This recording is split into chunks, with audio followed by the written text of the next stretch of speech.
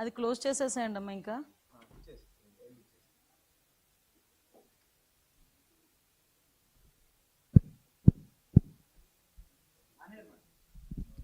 అమ్మా అందరికీ నమస్కారం.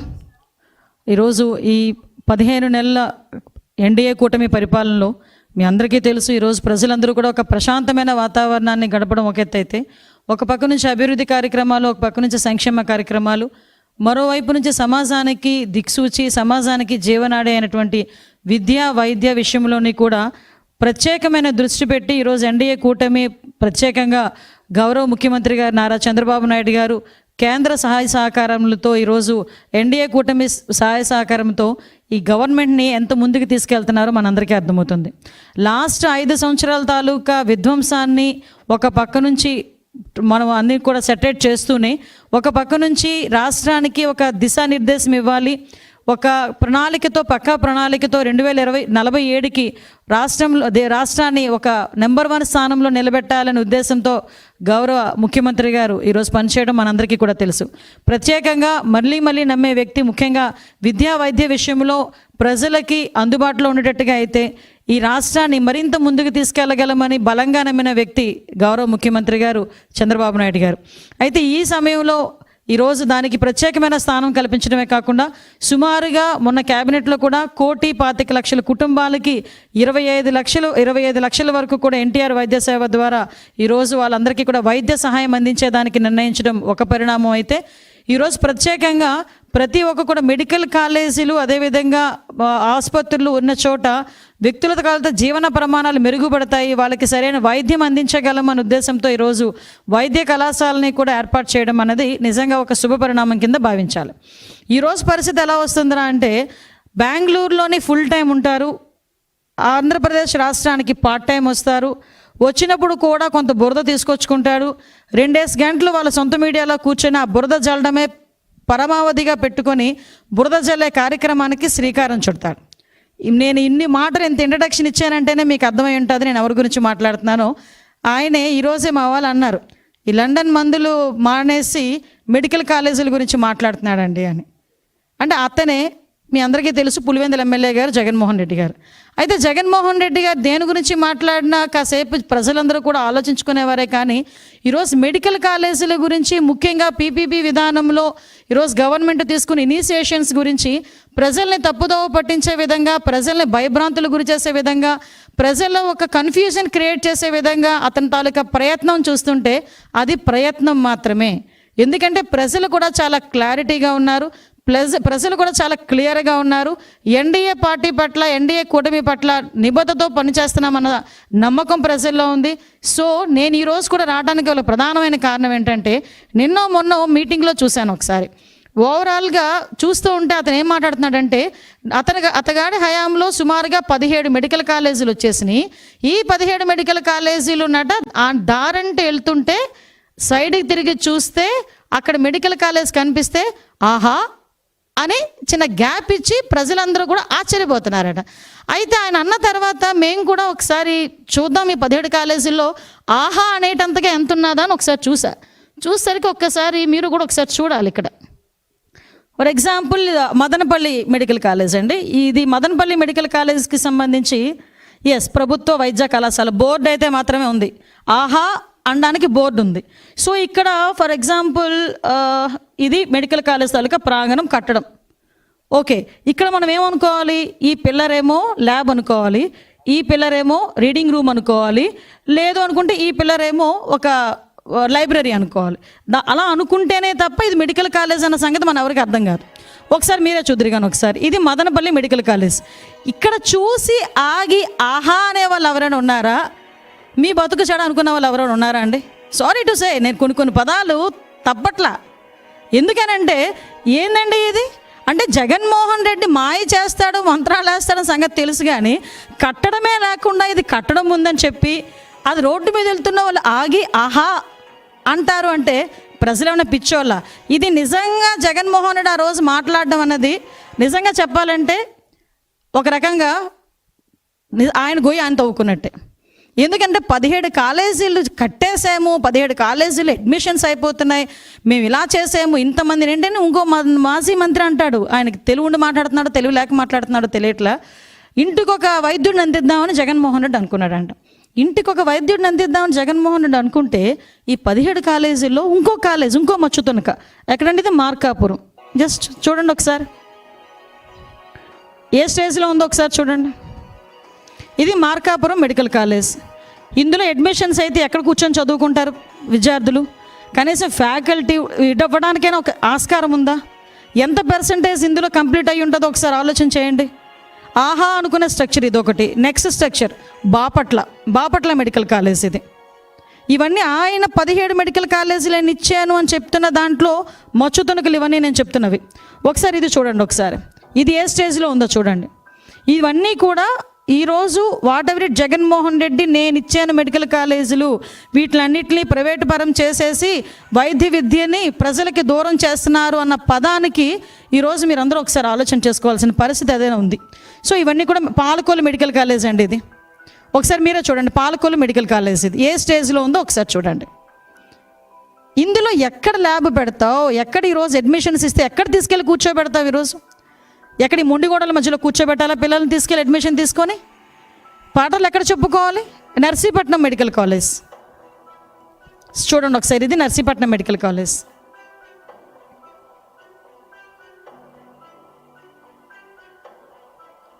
ఆఖరికి సెంట్రల్ గవర్నమెంట్ కూడా ఇచ్చిన ఫండ్ని ఫుల్ ఫ్లెజ్డ్గా మీరు వినియోగించుకోలేకపోయారు అని ఒక స్టేట్మెంట్ కూడా ఇవ్వటం. ఇది మచిలీపట్నం మెడికల్ కాలేజ్. ఈ మెడికల్ కాలేజ్లో మనం అర్థం చూస్తానండి, ఒక ల్యాబ్ ఉండదు. ఇక్కడ మీకు కూడా చెప్పాలి, ఇది మెడికల్ కాలేజ్, దీనికి సంబంధించి ఒకసారి ఇన్ఫ్రాస్ట్రక్చర్ చెక్ చేసుకోండి ఒకసారి.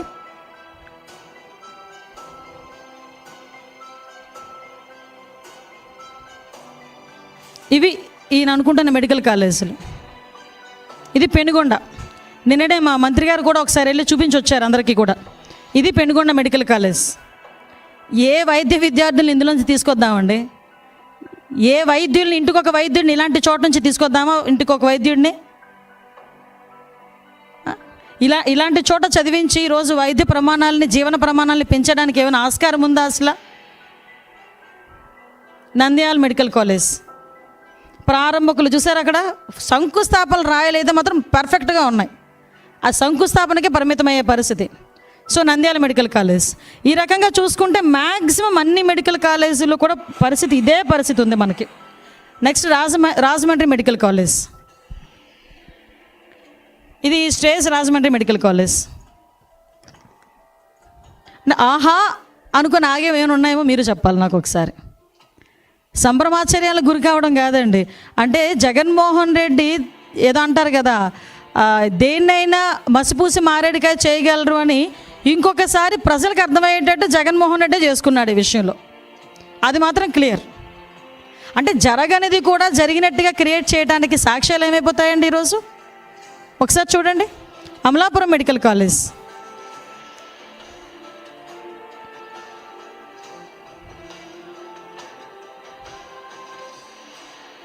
ఇది అనకాపల్లి మెడికల్ కాలేజ్. ఇది స్ట్రక్చర్.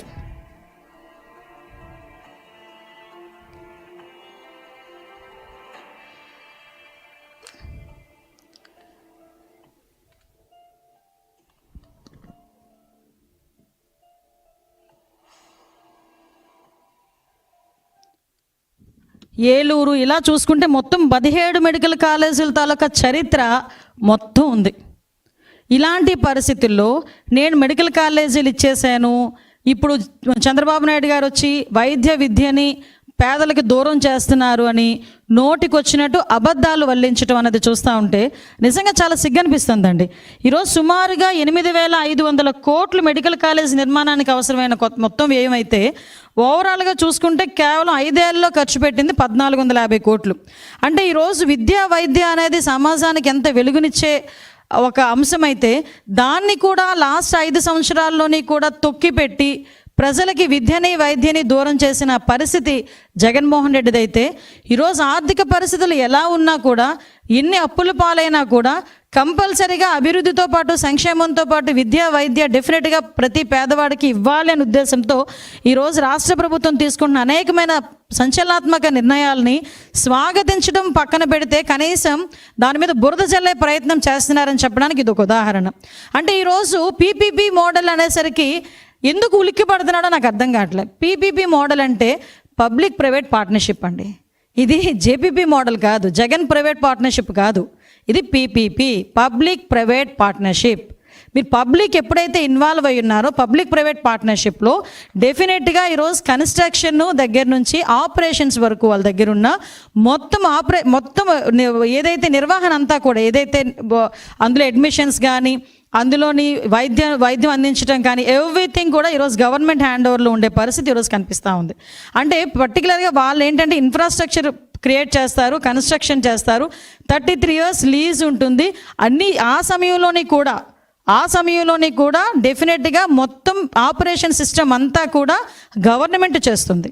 అందులో అడ్మిషన్స్ కూడా యాజ్ పర్ గవర్నమెంట్ రూల్స్ ప్రకారమే జరుగుతాయి.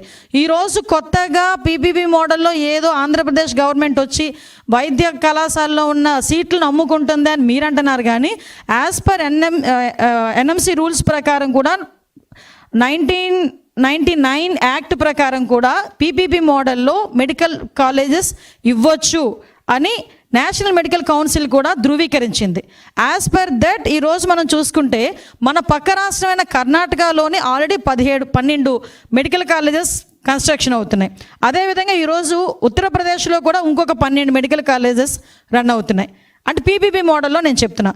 ఈరోజు ఈ పీపీపీ మోడల్లోని మీరు మాట్లాడుతున్నట్టుగా ల్యాండు, హాస్పిటల్ ప్రొవైడింగ్ అన్నీ కూడా ఈరోజు గవర్నమెంట్ చూసుకుంటే కన్స్ట్రక్షను, టీచింగ్, నాన్ టీచింగ్ వాళ్ళకి సంబంధించిన అడ్మినిస్ట్రేషన్ కూడా వాళ్ళు ప్రైవేట్ ఈ పీపీపీ మోడల్లో మనం చేసుకుంటాం. అంటే ఓవరాల్గా చూసుకుంటే గవర్నమెంట్ హ్యాండ్ ఓవర్లు ఇప్పుడు ఏదైతే మీరు కన్వీనర్ కోటా 50%, మామూలు జనరల్ కోటా 50%, ఆ రోజు మీరు పెట్టింది ఏదైతే సిస్టమ్ ఉందో యాజ్ టీ సిస్టమ్ని కూడా ఈ రోజుకి కూడా మేము రన్ చేయడానికి సిద్ధపడ్డాం. అంటే ఈరోజు పీపీపీ మోడల్ వల్ల ఏ ఒక్క సీటు కూడా పేదలకు అందుబాటులో లేకుండా ఉండదు. యాజ్ పర్ రూల్ ఏదైతే జరుగుతుందో ఇంతవరకు ఎలాగైతే జరిగినాయో అలాగే జరుగుతాయి. ఇందులో మా తాలూకు ఉత్సుకత ఏంటంటే తొందరగా పని అవ్వాలి, తొందరగా ఈరోజు మెడికల్ కాలేజెస్ ఓపెన్ అవ్వాలి. మీ అందరికీ తెలుసు 2024 జూలై 24 అనుకుంటా, ఐ థింక్ సో, ఆ రోజు ఈ ఎన్ఎంసీ వాళ్ళు నేషనల్ మెడికల్ కౌన్సిల్ వాళ్ళు ఒక ఎంక్వైరీ చేసి వాళ్ళకు రిపోర్ట్ ఇచ్చి ఎట్టి పరిస్థితుల్లోనే ఇక్కడ అడ్మిషన్స్ ఇవ్వడానికి అవ్వదు అని చెప్పి ఆ రోజు ఒక రిపోర్ట్ కూడా మన మొహాన కొట్టారు. ఆ రోజు మన సంగతి చూసుకుంటే వాళ్ళు ఏం చెప్పారంటే 47% మాత్రమే ఇక్కడ వర్క్లు అయినాయి, ఇన్ఫ్రాస్ట్రక్చర్ ఇంకా లేదు. 47% కూడా అవ్వాల. 47%తో మేము ఇవ్వలేము.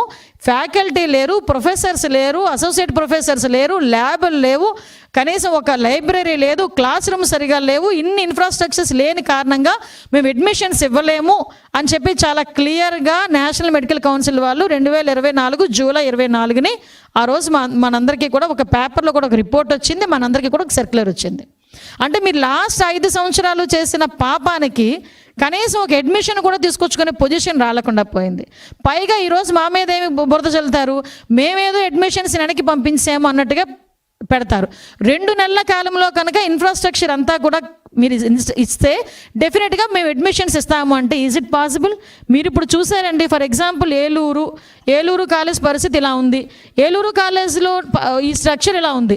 దీని 2 నెలల కాలంలో నువ్వు ఈ స్ట్రక్చర్ పూర్తి చేసుకొని, లేకపోతే దీనిలో ఇన్ఫ్రాస్ట్రక్చర్ ఇచ్చుకొని లెక్చరర్స్ని, అసోసియేట్ ప్రొఫెసర్స్ని, ల్యాబ్ని, లైబ్రరీలని ఇవన్నీ కూడా ఎస్టాబ్లిష్ చేయగలమా 2 monthsలో?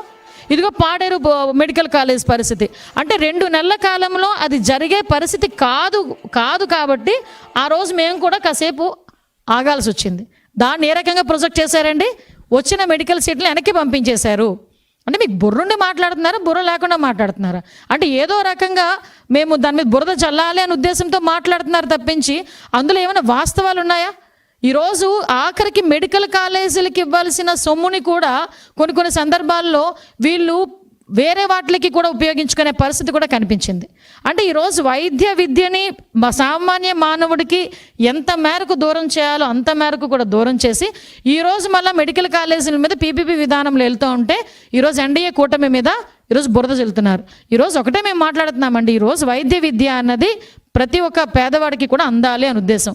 ముఖ్యంగా వైద్య విద్య గనక పెరిగితే, వైద్య ప్రమాణాలు పెరిగితే జీవన ప్రమాణాలు మెరుగుపడతాయని నమ్మిన సిద్ధాంతాన్ని నమ్మిన వ్యక్తిగా ఈరోజు గౌరవ ముఖ్యమంత్రి గారు కానీ, గౌరవ ఉప ముఖ్యమంత్రి గారు కానీ, లోకేష్ బాబు గారు కానీ ప్రత్యేకంగా దీని మీద దృష్టి పెట్టి సెంట్రల్ గవర్నమెంట్ కూడా సహాయ సహకారాలతో ఈరోజు ముందుకెళ్తున్నాం.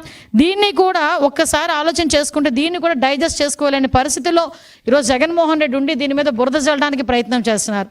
అంటే ఈరోజు ఎవరైనా ముందుకు వస్తే, అంటే నిన్న మొన్న చూసాం, టెండర్లకు ముందుకు వచ్చినా కూడా ఈయన వార్నింగ్ ఇస్తాడు. అంటే మీరు ఎవరు టెండర్లో పార్టిసిపేట్ చేయొద్దు అంటాడు, వచ్చిన వాళ్ళని బెదిరిస్తున్నారు. అంటే ఓవరాల్గా చెప్పాలంటే ఇక్కడ అభివృద్ధి జరగకూడదు అన్న ఒకే ఒక విషయంలో ఈరోజు ముందుకు తీసుకెళ్లే పరిస్థితి. మళ్ళీ చెప్తున్నా, పీపీపీ విధానం అంటే ప్రైవేటు పరం కాదు, ఇది పబ్లిక్ ప్రైవేట్ పార్ట్నర్షిప్తో నడిచేవి. దీంట్లో మొత్తం ఆపరేషన్స్ అన్నీ కూడా గవర్నమెంటే చేసుకుంటుంది. కేవలం కన్స్ట్రక్షన్, ఇన్ఫ్రాస్ట్రక్చర్ డెవలప్మెంట్, అక్కడ అందులోని ఆపరేషన్స్ అంటే ఆపరేషన్స్ వేరు. అంటే అందులో ఉన్న ఫ్యాకల్టీస్, వాళ్ళ తాలూకు జీతభత్యాలు, వీటికి సంబంధించి అంటే ఓవరాల్గా 33 years తర్వాత కూడా గవర్నమెంట్ హ్యాండ్ ఓవర్ చేసుకునే బిల్డింగ్స్ అవి, గవర్నమెంట్ హ్యాండ్ ఓవర్ చేసుకునే కాలేజెస్ అవి. కాబట్టి దీంట్లో చాలా క్లియర్గా జీరో ప్రాఫిట్ సేవాభావంతో ఇవన్నీ కూడా నిర్వహించబడుతున్నాయండి. వీటిలోని కూడా ఎన్టీఆర్ వైద్య సేవ ఏదైతే ఉందో అది కూడా కొనసాగించబడుతుంది.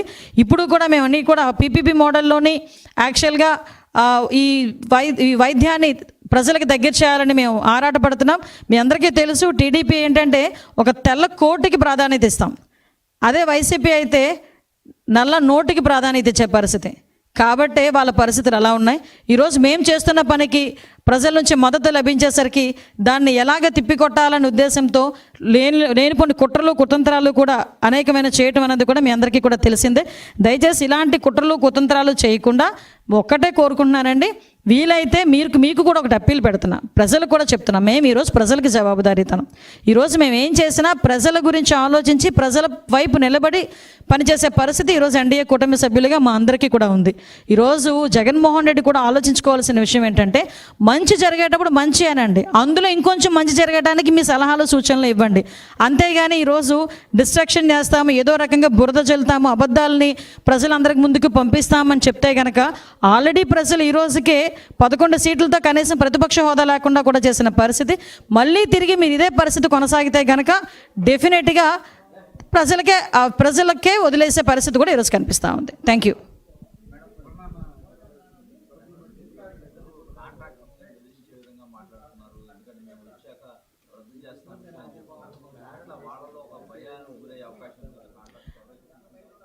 అంటే యాక్చువల్గా మీ అందరికీ తెలుసండి, జగన్మోహన్ రెడ్డి ఎప్పుడు కూడా మైండ్ గేమ్ ఆడతాడు. ఎలాంటి మైండ్ గేమ్ ఆడతారంటే, జగన్మోహన్ రెడ్డి నెక్స్ట్ టైం నేను వచ్చేస్తాను, లేకపోతే నేను ఇలా చేసేస్తాను, టెండర్లు ఇలా క్యాన్సిల్ చేసేస్తాను, అలా క్యాన్సిల్ చేసేస్తాను అంటే కనుక ముందుకు రారు అన్న ఫీలింగ్లో ఒక రకమైన భయాన్ని క్రియేట్ చేయడానికి. దీన్నే అంటారు మేకపోతు గాంభీర్యం అంటారు, తెలుసా మీకు? పులి ఎదురుగా ఉండేటప్పుడు అలాగే ఉంటుందట మేక పరిస్థితి కూడా. సో ఈ మేకపోతు గాంభీర్యం అన్నది ఒకటి ఉంటుంది అనమాట. దాన్ని ప్రదర్శించి ఏదో రకంగా సస్టైన్ అవ్వాలి అనే ఉద్దేశంతో మాట్లాడే పరిస్థితి.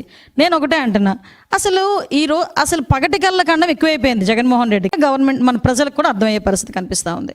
సో అలాంటి వాటిలో మేము భయపడాల్సిన అవసరం లేదు.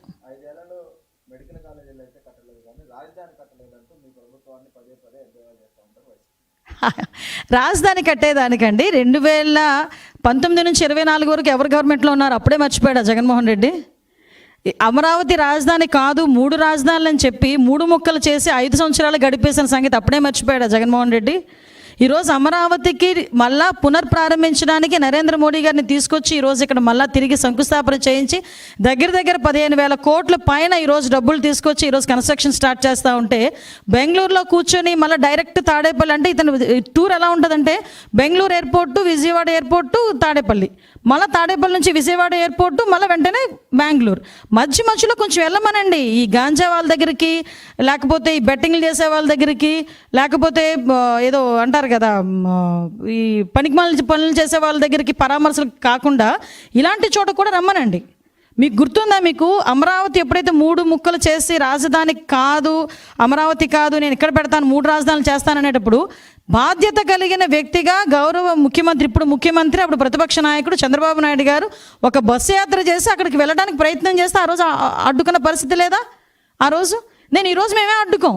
ఈరోజు జగన్మోహన్ రెడ్డి పలానా చోటకి వెళ్ళి నేను చూసి వస్తానని చెప్పమనండి, మేమే తీసుకెళ్తాం. ఇదిగో నేను అంతవరకు ఎందుకు ఈ 17 మెడికల్ కాలేజీలు రమ్మనండి జగన్మోహన్ రెడ్డి గారిని. ప్రతి ఒక్క దగ్గరికి నేను తీసుకెళ్తా with escort, with police protection. ఆయన కావాలనుకుంటాడు కాబట్టి విత్ పోలీస్ ప్రొటెక్షన్తో, విత్ ఎస్కాట్తో దా బాబు నేను తీసుకెళ్తా. ఆహా అంటావో, ఓహో అంటావో, తల బాదుకుంటావో చూద్దాం ఒకసారి. అంతే తప్పించి ఇంట్లో కూర్చొని బురద జల్లేస్తాను, మళ్ళీ ఫ్లైట్ ఎక్కేస్తాను, బెంగళూరు వెళ్ళిపోతానంటే కనుక అవదబ్బా అది. ఇది ఆంధ్రప్రదేశ్ రాజకీయం కాబట్టి ఒకసారి ఆలోచన చేసుకోవాలి అందరూ కూడా.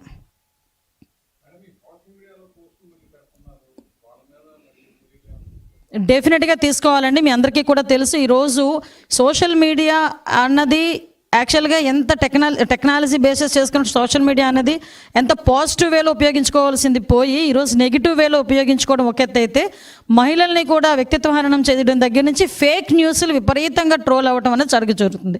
అంటే ఈరోజు డీప్ ఫేక్ ద్వారా ఇప్పుడు మీరు మాట్లాడకుండానే మీరు మాట్లాడినట్టుగా మీ వాయిస్ రికార్డ్తో మీ ఫోటో పెట్టి మీ వీడియో పెట్టేసే పరిస్థితి వస్తుంది. అది జనాలు కూడా అది నిజమా కాదా నమ్మే లోపు చాలా దాన్ని స్ప్రెడ్ చేసి ఇది నిజం అని చెప్పి నమ్మించే ప్రయత్నం కూడా చేస్తున్నారు. రీసెంట్గానే మీ అందరికీ తెలుసు, సాక్షాత్తు గౌరవ ముఖ్యమంత్రి గారి మీద కూడా ఇలాగే చేస్తే ఇమీడియట్గా వాళ్ళని అరెస్ట్ చేసి మేము దాని మీద కేసు ఫైల్ చేసుకుని దాని మీద చర్యలు తీసుకోవడానికి సిద్ధపడడం కూడా మీ అందరికీ తెలుసు. ప్రత్యేకంగా ఇలాంటి వాటి గురించి అరికట్టడానికి ఈరోజు మంత్రుల తాలూకా సబ్ కమిటీ కూడా ఏర్పాటు చేసి ఈరోజు గౌరవ ముఖ్యమంత్రి గారు అసెంబ్లీలో దీని మీద ఒక యాక్ట్ తీసుకురావడానికి కూడా మా ప్రయత్నం కాదు, మేము రెడీగా ఉన్నాం. అంతేకాకుండా మీ అందరికీ కూడా ఒకటి తెలియజేయాలి, చాలామందికి బాగా ప్యాషన్ ఏంటంటే అకౌంట్ ఏమో ఇక్కడ అకౌంట్లు ఇక్కడ ఫేస్బుక్లో ఉంటారు, కానీ అకౌంట్ హోల్డర్ ఎక్కడ ఉంటాడంటే ఎక్కడ ఏ యూఎస్లోనో లేకపోతే ఎక్కడి నుంచో ఉండి ఫేక్ ఐడీస్తో మాట్లాడే పరిస్థితి. వాళ్ళకి అర్థం కావట్లే. వాళ్ళకే అని తెలివితేటలు ఉంటే చదువుకొని ఇక్కడికి వచ్చి ఉద్యోగాలు చేసిన టెక్నికల్ పర్సన్స్కి ఇంకేం తెలివితేటలు ఉంటాయండి? ఈరోజు వాళ్ళు ఆర్టిఫిషియల్ ఇంటెలిజెన్స్ టూల్స్ ద్వారా కూడా ఎవరెవరు ఎక్కడెక్కడ ఉన్నారు ఇలాంటి వాళ్ళు, అలాంటి వాటిని కూడా మేము ఐడెంటిఫై చేసుకోవడానికి గవర్నమెంట్ సిద్ధంగా ఉంది. దానికి తగ్గ టెక్నికల్ సపోర్ట్ కూడా ఈరోజు మన ఆంధ్రప్రదేశ్లో ఉండడం నిజంగా మన మంచి పరిణామం కింద భావించాలి. సోషల్ మీడియా విషయంలో మాత్రం చాలా స్ట్రిక్ట్గా మాత్రం యాక్షన్ ఉంటుంది.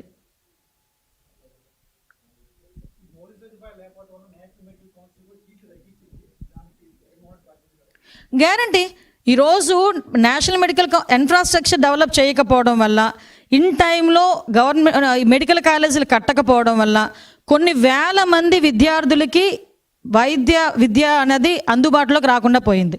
ఈరోజు వాళ్ళందరూ ఈరోజు మెడిసిన్ చదవకపోవడానికి కారణం ఎవరు అంటే మన జగన్మోహన్ రెడ్డిని చూపించవచ్చు. ఈరోజు మళ్ళా తిరిగి వాళ్ళందరికీ కూడా ఫెసిలిటేట్ చేస్తామని చెప్పి గవర్నమెంట్ ముందుకు వస్తే దాన్ని జీర్ణించుకోలేక అతను చేసిన పొరపాటుని తిరిగి మా మీదకి రుద్దే ప్రయత్నమే ఈ రకంగా అతని నోటుకొచ్చినట్టు మాట్లాడడం, ఈ ఆహా ఎపిసోడ్ కూడా.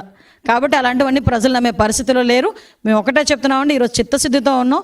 ఈరోజు వైద్య విద్య అనేది పెరగాలి, జీవన ప్రమాణాలు పెరగాలి, ప్రతి ఒక్కరు కూడా ఆరోగ్యంగా ఆనందంగా ఉండాలి అనే ఉద్దేశంతోనే ఈరోజు గౌరవ ముఖ్యమంత్రి గారు చేస్తున్న కృషికి మీరందరూ కూడా సపోర్ట్ చేయాల్సిందిగా కోరుకుంటున్నాను.